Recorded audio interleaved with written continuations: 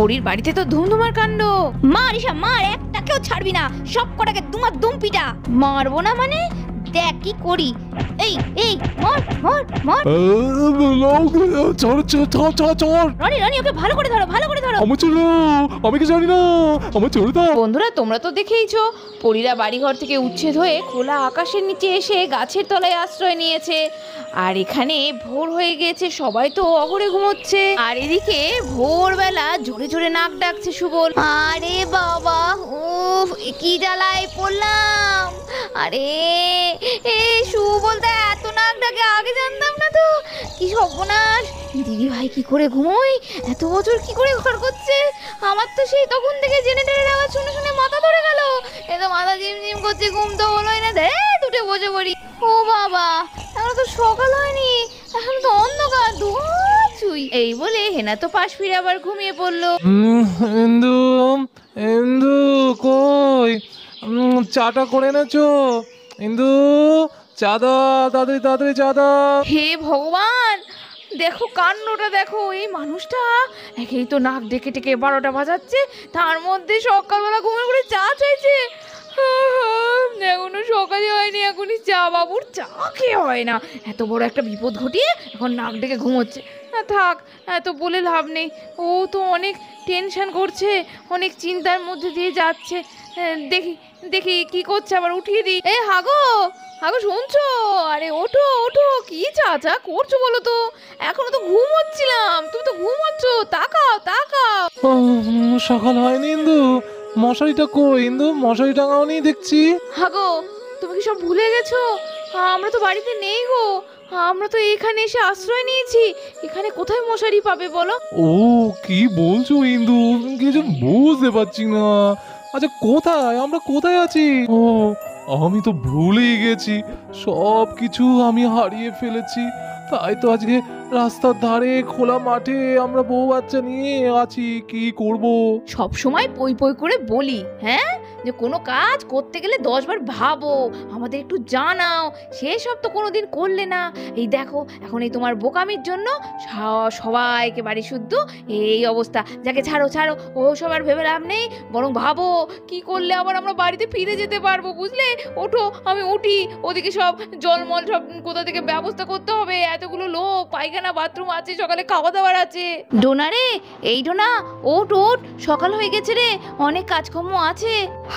আরে ভাই, ও বাবা, সকাল হয়ে গেল। বাবা কি ক্লান্ত লাগছে গো। হ্যাঁ হ্যাঁ চলো চলো, উঠি উঠি। এই ওঠো ওঠো ওঠো ওঠো, এটা বাড়ি নয় গো, তাড়াতাড়ি ওঠো, অনেক কাজ আছে। ঈশা ঈশা রে, ওঠ ওঠ ওঠ, আর শুয়ে থাকিস না, ভোর হয়ে গেছে।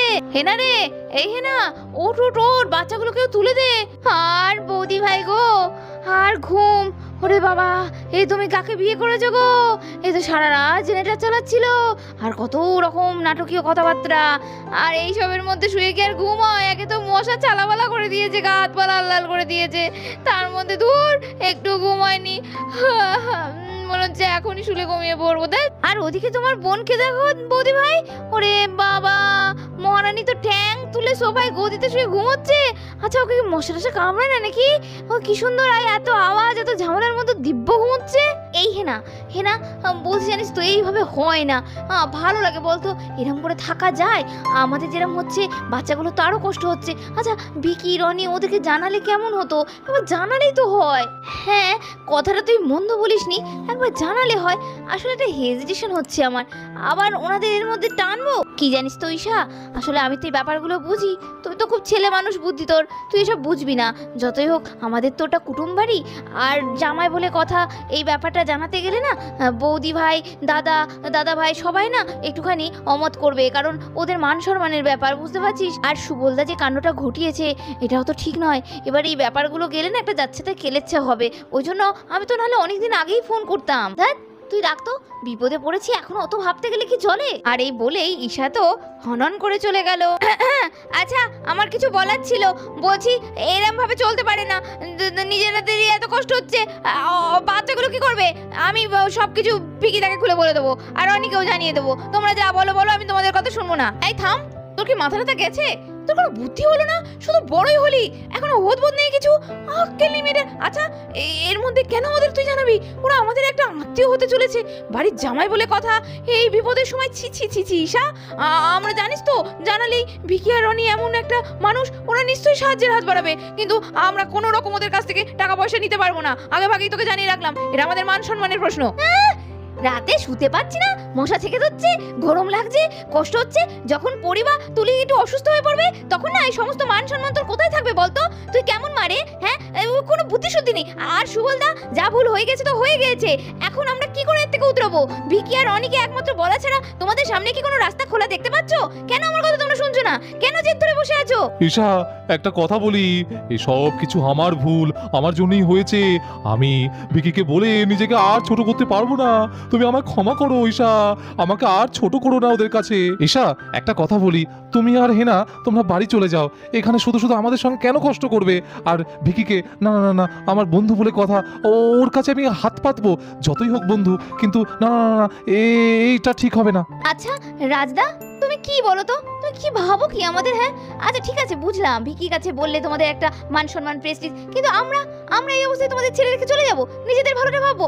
এটা হয় না, এটা বোঝার চেষ্টা করো। যা হবে একসঙ্গে হবে, ঠিক একটা সুরাহা করতে হবে। তোমরা বাচ্চাগুলোর কথা ভাবো না, এত এরকম ইগো নিয়ে বসে থাকলে চলবে বলো তো? না না, ওদের সঙ্গে কথা বলাই বৃথা, ফালতু বলিস না, হ্যাঁ না, কিচ্ছু বুঝবে না, যা করছে করুকা। আর এদিকে পরিদের ধুধু খাকা বাড়িতে মদের ঠেক বসেছে, সবাই মিলে আড্ডা দিচ্ছে, তাস খেলছে। কি অবস্থা, বাড়িটাকে দেখে মনে হচ্ছে যেন একটা শ্মশানে পরিণত করে দিয়েছে এই একদিনে। আহ, কি ভালো হলো বস, এত সুন্দর একটা বাড়ি আমাদের মদের আসরে ঠেক হয়েছে। আহা, এতদিন একটা শান্তি পাওয়া গেছে। বাড়িতে বউয়ে খ্যাচের ওর থেকে এখানে বসে মদ একটু শান্তিতে খেতে পাবো। তা যা বলেছিস হান্টু, একটা দারুণ জায়গা পাওয়া গেল, বুঝলি তো? বস যা প্ল্যানিং করেছিল না, এত সহজে পাওয়া যেত না, বুঝলি? বসের হেভি ব্রেন আছে বলতে হবে। রে বেশি না বকে তাসটা একটু খেল না, কি এসছে আমার দেখ, টেক্কা বাজি মাত করে দেবো। নে দান ফেল। এই শোন, যত তাড়াতাড়ি সম্ভব এই বাড়িটাকে ভেঙে চুড়ে একটা ভালো ক্লাব ঘর বানাতে হবে। সামনে দুর্গাপূজা আছে, বুঝলি? এখানে তাহলে দুর্গাপূজা করতে হবে। আর আমাদের যত সব হিরোইন গাজা আসবে না, সব পেটিগুলো এখানে এসে খোলা হবে। এটা আমাদের 2 নম্বরই কারবারের আসল ঠিক হবে। আর ঠিক এমন সময় এদিকে আমাদের ভিকি আর রনি বাড়িতে এসেছে। আরে এ কি, এরা কারা পরিদের বাড়িতে? হ্যাঁ, এরা এই মদ, এখানে তাসের খেলা, জুয়া, আড্ডা বসছে, এরা কারা? হ্যাঁ রে দাদা, কি ব্যাপার বলতো? কিছু বুঝতে পারছিস? পরিদের তো কাউকে বাইরে দেখতে পাচ্ছি না, বৌদি ভাই নেই, হিনারা নেই, কোথায় গেল ওরা? এই রনি, ডাকতো একবার বৌদি ভাইদের। বৌদি ভাই, ও বৌদি ভাই, কোথায় তোমরা, কোথায়? আরে দুটো হিরো মনে হচ্ছে, এরা কারা? তোরা কে এই বাড়িতে ঢুকে পড়ছিস? আরে আচ্ছা প্রশ্ন তো, আমি তো প্রশ্ন করবো তোমাদের, তোমরা কারা? এই বাড়িতে তোমরা কেন? এখানে পরিদের বাড়ি তো এটা। আরে দেখ রে মন্দার, হান্টু বলছে কি ছোকরাটা, এটা নাকি পরিদের বাড়ি। এই তোমরা কি বলছো বলো তো?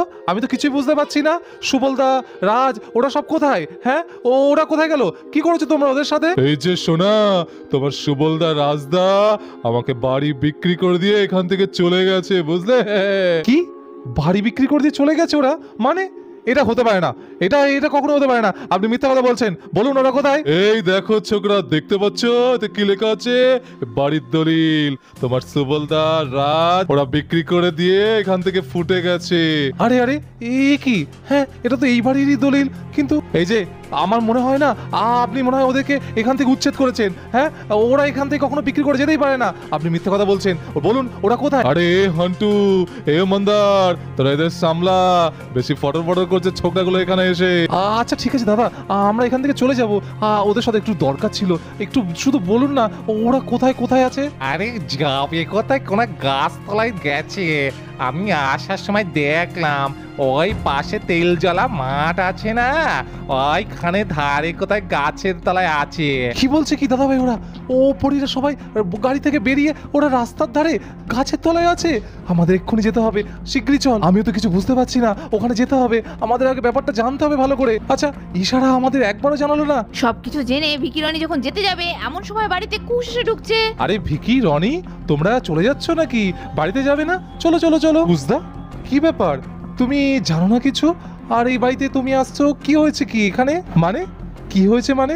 আমি তো দুদিন ধরে এখানে নেই, আমি তো ব্যবসার কাজে একটু বাইরে গিয়েছিলাম। আরে বাড়িতে এরা খাড়া, আমাদের বাড়িতে কি করছে এরা? আরে চলো চলো কুস্তা, এখন এসব বলার সময় নয়।